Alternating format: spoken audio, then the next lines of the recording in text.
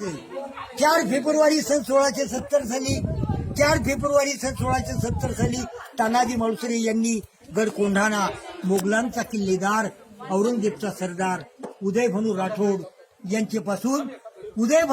यांचेपासून यशवंती घोरपडीच्या साहाय्याने द्रोणागिरीचा कडा चढून छापा घालून उदयभानास ठार मारून 80 वर्षीय शेलार मामानं उदयभानूला ठार मारला.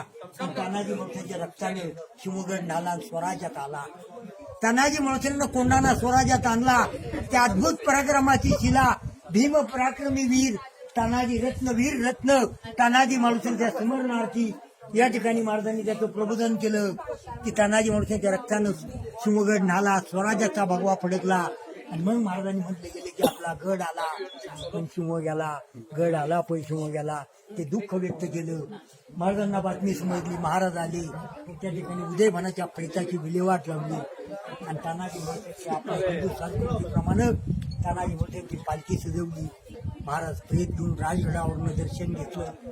त्या पालखीमध्ये ताना मालुसरे जिवंत नसताना त्या ठिकाणी तानाजी मालुसरे मृत्युमुखी पडलेले पाहिल्यानंतर जिजाऊन टाहो फोडला आणि कोकणामध्ये तानाजी मालुसरेंची उंबरट मढी घाटातून तानाजी मालुसरेंचं प्रेत पोलादपूरला नेलं आणि त्या ठिकाणी ते व्यवस्था गेली.